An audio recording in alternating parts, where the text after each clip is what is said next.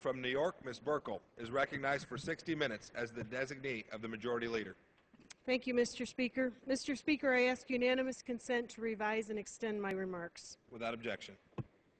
Mr. Speaker, today I rise to speak about two of the most significant issues facing our society today: the twin scourges of domestic violence and sexual abuse. Our society has a moral obligation to stand up against those who exploit their power to commit violence against women, men, and children. And I join other members here today in taking the opportunity to discuss these issues and participate in the White Ribbon Campaign. On Tuesday of this past week, March 22nd, in the district in Syracuse, New York, President of SUNY Upstate Medical University, Dr. David Smith, chaired a breakfast, and it was the kickoff to the White Ribbon Campaign, a campaign that is to draw attention to and focus on, raise awareness of domestic violence and sexual abuse. The White Ribbon Campaign is an international campaign participating probably across 55 countries. Later in the week, on Friday, again, Dr. Smith led a group of men in a march raising domestic violence, and they marched in women's shoes down the main street in Syracuse, New York. Again, walk a mile in their shoes, raising the awareness, raising the consciousness of domestic violence and sexual abuse, these issues that face our society today. The international campaign has probably 55 countries and involves a general public education focused on preventing domestic violence. Many of my fellow members this past week have been wearing white ribbons to demonstrate our commitment to putting the spotlight on domestic violence. Wearing the white ribbon speaks to our personal pledge to never commit, condone, or remain silent about violence against women and children. The white ribbons were sponsored by Vera House. Vera House was formed in 1977 in Syracuse, New York, by Sister Mary Vera, because Sister Mary Vera recognized the need for emergency shelters for women.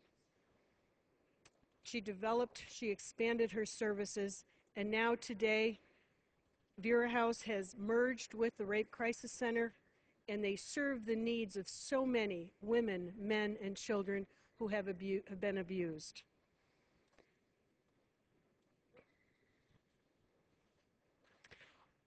Again, the whole White Ribbon Campaign is to raise public awareness of domestic violence.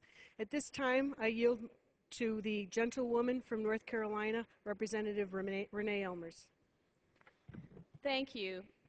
Mr. Chairman, I rise today to thank my colleague and friend from New York and to point out the fact that over the years she has just been a tireless, dedicated supporter of women's issues, family issues, in giving her voluntary support of legal services to facilities that provide domestic violence havens in New York. She is a strong advocate for the White Ribbon Campaign, and I am proud to stand with her today in support of ending violence against women. We show our support today by wearing these white ribbons that represent the pledge to never commit, condone, or remain silent about violence against women and girls. So let's start this discussion by defining the different forms of violence against women. Domestic violence occurs when one person in an intimate relationship uses a pattern of controlling, assaultive behavior to abuse, threaten, harass, and intimidate the other partner. This violence comes in many forms, and in its simplest terms, emotional abuse, name-calling, playing mind games, put-downs, threats, they can be physical or emotional, intimidation, using looks, smashing things, loud voices or actions to put you in a fear of what might happen. Isolation, controlling where you go, what you do, what you see, driving away friends and family, and of course sexual abuse. And the use of children, making you feel guilty about the children, using custody or visitation to harass you. None of these forms of abuse are acceptable, and part of the White Ribbon Campaign objective is to bring these issues to light. The bottom line here is that there are men in this country that want to protect the women they love, and through the White Ribbon Campaign, they are speaking out against these atrocities that take place. They are educating and calling on their fellow man to stop the violence. While we are taking a moment today to bring this important issue to light, I want to take a moment to commend the many facilities in my congressional district that are helping to provide a safe place for women, but also working toward bringing families back together by working through the violence issues. SAFE of Harnett County is a private, nonprofit organization whose mission is to provide safety and serve as an advocate for sexual assault and domestic violence victims, survivors, and their families. In Chatham County, North Carolina, the Family Rape and Violence Crisis Services has helped numerous people through effective programming. One victim said, "The price of the puzzles are coming together. The Family Crisis Service has given me the strength to be who I was supposed to be on my own." In Johnston County, Safe Harbor is another private nonprofit agency that was created in 1984 with $500 and a donated phone line. This agency served around 3,000 victims in 2009. There are numerous other facilities in my congressional district that are also doing good work towards stemming the tide of domestic violence. I want to commend them for their hard work and dedication to the downtrodden. As I close today, I also want to commend the men who support the White Ribbon Campaign, and I applaud them for rising up and reaching out to educate. It takes a strong man to take this kind of action. Thank you, and I yield back the remainder of my time. Thank you to the gentlewoman from North Carolina for your kind comments and for putting attention on the rape crisis centers, all of these centers who have dealt with. Because today, while we rise and we stand to call and bring to consciousness domestic violence, this is also a wonderful opportunity to thank the hundreds and thousands of people who volunteer in these shelters, who work for these agencies, who provide a safe haven for the women, the men, and the children who are abused, for the victims of domestic violence. My colleague talked about what these centers do. Vera House, the agency that I stand today to represent and to talk about, has expanded their services these days to outreach, advocacy, education, children's counseling. Children, as you heard from my colleague, are often the victims of domestic violence between spouses. They are the ones that suffer. Vera House offers counseling to these children. Most importantly, Vera House provides violence education for the perpetrators. If we are going to change behaviors, we've got to educate and to retrain the way the perpetrators think. Mr. Chairman, at this time I ask unanimous consent that all members may have 5 legislative days in which to revise and extend their remarks and include extraneous material on the subject of domestic violence and sexual assault. Without objection. Thank you, Mr. Chairman. Mr. Chairman, for over 14 years, I have worked for Vera House as a pro bono legal volunteer. The Women's Bar Association in Syracuse, New York, put together a program where all attorneys, male and female, went through training to begin to address the needs of the victims of domestic violence. And through those 14 years, I began to get an up-close, clear understanding of the issue of domestic violence. The fact that domestic violence transcends socioeconomic, transcends race. Domestic violence is an issue that everyone faces. It crosses racial lines, it crosses economic lines, it crosses social lines. I recall one of my meetings with a woman whose husband was well known in the media in our town. You would never suspect, you would never think that she would be a victim of domestic violence, educated, financial means, and yet she was a victim. This is the pervasiveness of sexual assault and domestic violence. At this time, I believe my esteemed colleague, Judge Poe, would I yield to him?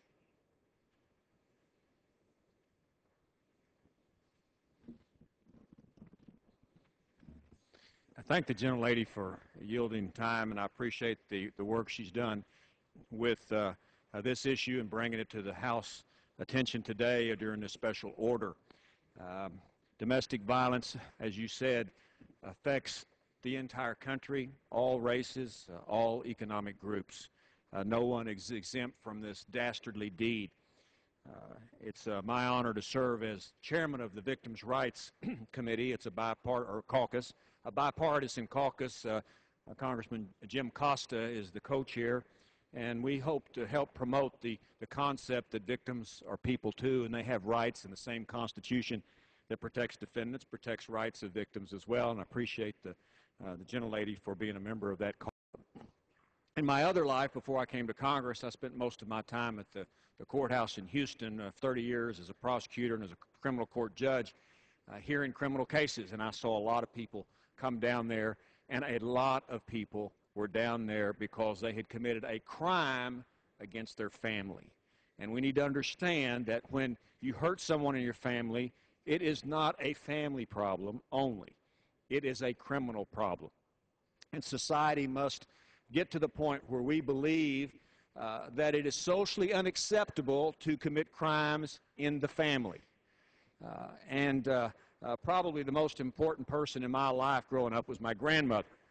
She never forgave me for being a Republican. She always considered herself a Democrat. God bless her. But one thing she said that was true was that you never hurt somebody you claim you love. And that's an absolute truth. People who claim they love somebody and then physically or emotionally or verbally abuse them are wrong and should be treated accordingly and held accountable for that conduct. It is very important that we recognize that domestic violence is a true issue. And we also need to understand as a culture and as a community that when a person is the victim of domestic violence, that it's not their fault. They are the victim. The offender, in most cases the husband, they are not the victim. The spouse is the victim, the wife. And defendants and husbands who commit those crimes can't use excuse and try to portray themselves as the one being the victim. The offender should be held accountable, and victims need to understand society and the law is on their side. Many victims of spousal abuse and domestic violence, they don't report it. They don't want the neighbors to know. They don't want the community to know. They feel like they're beaten down physically and emotionally, and sometimes they think it is their fault. It's not their fault. It's always the offender's fault.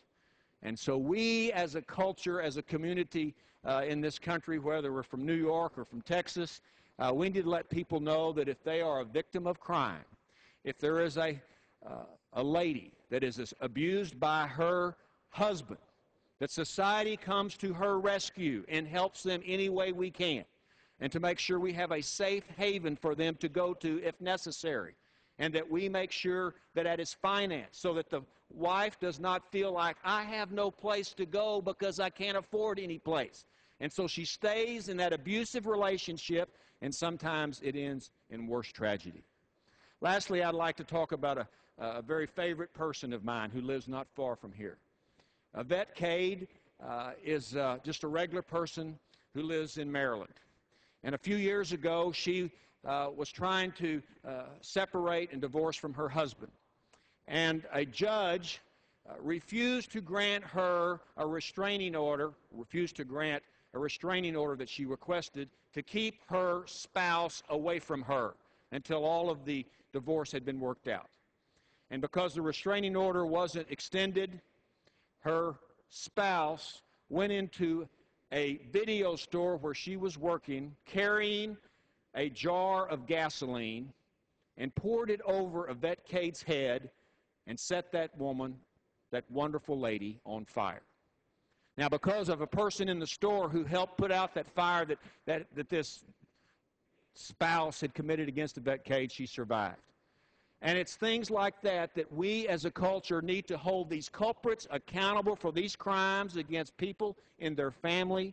And we need to take wonderful ladies like Yvette Cade and make sure we treat them with tender care and make sure we have compassion on them to prevent any further damage to them physically, emotionally, and also prevent the consequences that other people may choose to commit against spouses in their own family. So I thank the gentlelady for the time, and it is important that we continue to preach this word throughout the country, that spousal abuse is something we're going to deal with as a nation, and I yield back the remainder of my time. Thank you to my esteemed colleague from Texas. Thank you for your kind comments. And I thank all of the gentlemen who have the courage to stand up and call awareness to the issue of domestic violence, who stand against the violence against women, men, and children. Domestic violence is known by many names: domestic abuse, family violence, intimate partner violence. It also takes many forms, from physical violence involving small things such as hitting or kicking, biting, shoving, or restraining. It can be emotional or it can be verbal, which manifests in many types of behavior: controlling, domineering, threatening, or humiliating. And we as a society have an obligation to raise the awareness of domestic violence so that women know, just as my esteemed colleague was talking about, it's not their fault. It is the fault of the perpetrator, whether that perpetrator is male or female. And that is the person who should be held accountable, not the victim. It can also be economic abuse, in which the abuser controls the victim's money. And this abuse we often see with the elderly. Another issue that we need to raise society's consciousness about the issues of elder abuse. Tragically, domestic violence is not a rare phenomenon, Mr. Chairman. The Centers for Disease Control estimate that domestic violence is a public health problem affecting over 32 million Americans, or 10% of the population. This is a tragedy of national proportion that society, again, we must raise up the consciousness of this horrific issue. The effects of domestic violence are staggering. Physical abuse can be bruises, broken bones, head injury, lacerations. But those are just the external physical wounds. Internal bleeding, chronic health conditions such as arthritis, irritable bowel syndrome, ulcers, migraines, miscarriages can also be linked to the physical abuses that victims sustain. But there are other effects as well. Many victims experience anxiety, stress, fear, guilt, depression. Guilt that what is happening to them is their fault. Again, we have to raise the awareness and raise the consciousness of society that it is the perpetrator's fault, not the victim's.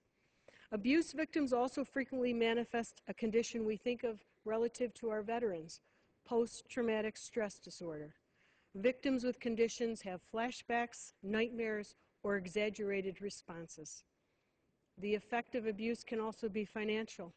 Many victims courageously leave their abusers, but often lack the education, the skills, and the resources to find gainful employment to care for themselves and any children they might have. Mr. Chairman, I can recall sitting with women who are helpless. They sit across the table from you and they are helpless because they don't know what to do. They don't know how to get out of this situation. They don't understand that there is help and that society is willing to step up and provide safe haven for them and for their children.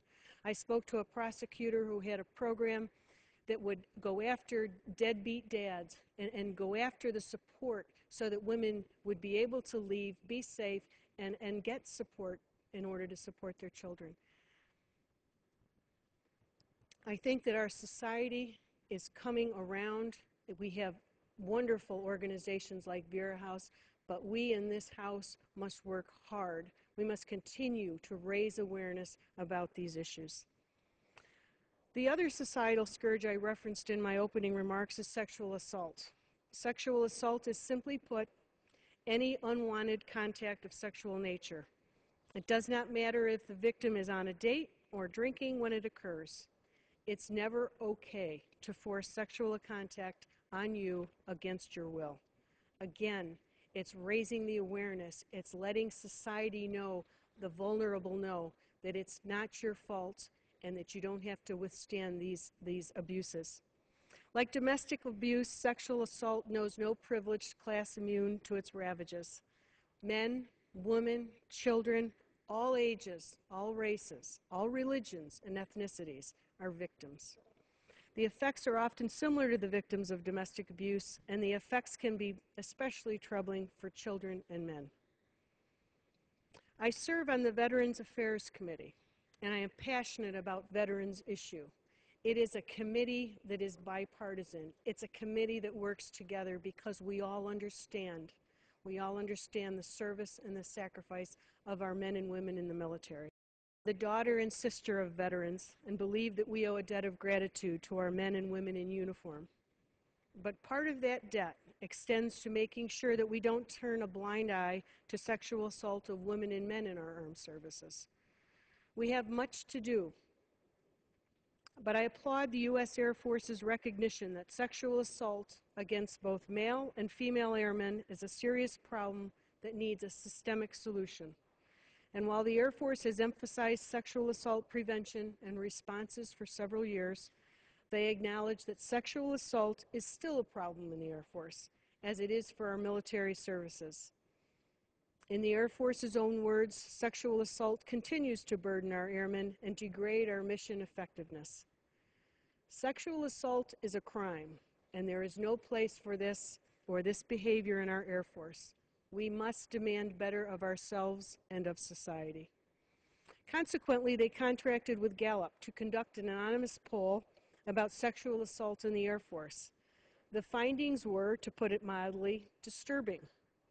The results of the survey in the 12 months prior were that 2,143 women and 1,355 men reported that they had been sexually assaulted, with the majority of female victims reporting that their assailant was a fellow airman. Even one victim is one too many. Sadly, it is unrealistic to think that our armed forces would be immune to the kinds of problems endemic in our society. We must engage as men, women, moms, dads, community leaders, airmen, soldiers, Marines, sailors, and guardsmen, churches, synagogues, mosques, youth centers, sports teams, schools, colleges. The list goes on. It will take all aspects of society to change a culture that increasingly devalues human life. I believe, Mr. Speaker, that we are created in the image of God, and that for each of us, He has a purpose in our lives. No woman should ever have to fear for the safety of her unborn child because of an abusive husband. No child should ever dread going to bed because of a parent who is molesting her. And no man should be raped because blind justice turned a blind eye to prison rape. I have 6 children and 11 grandchildren, Mr. Speaker, and as a parent and a grandparent, I think about the lessons I have tried to teach to each of them. Some of those lessons were very successful, some less so. But I taught my kids to help others. Helping others includes living up to the pledge I mentioned earlier that I am making by wearing this white ribbon. I will not commit, condone, or remain silent about violence against women, men, or children. And I commend the other members of this body for the white ribbons that they courageously wore to, again, raise the awareness of domestic violence and sexual assault. We have a serious problem in front of us, Mr. Speaker, in every community in America, but I have hope. America is an amazing country, and I am so privileged to be an American, to be free. I believe that the greatness of this country is a reflection of both the greatness of our founding and the greatness of our people. We are up to and equal to the task of fighting domestic violence and sexual assault if we put our American minds and our American spirits to it. So today, as I stand before you, Mr. Speaker, again to call attention to the scourge of domestic violence and sexual abuse, but it's at the same time celebrating the wonderful agencies and shelters and volunteers and people who have stepped forth, who are willing to take this issue on, who are willing to address it, who are willing to help the victims of sexual assault and domestic violence. We are blessed by their service, by their commitment to society, by their appreciation of the value of human life and the need to help those who need that help. Is there anyone else here? So at this time, Mr. Speaker, I thank the House for the ability to be able to call attention to these issues. I want to, at this time, let Vera House know in Syracuse and all of the shelters and all of the agencies throughout this country, thank you for what you do for the victims of domestic violence and sexual assaults. And at this time, Mr. Speaker, I yield back the balance of my time. The gentlewoman yields back her time.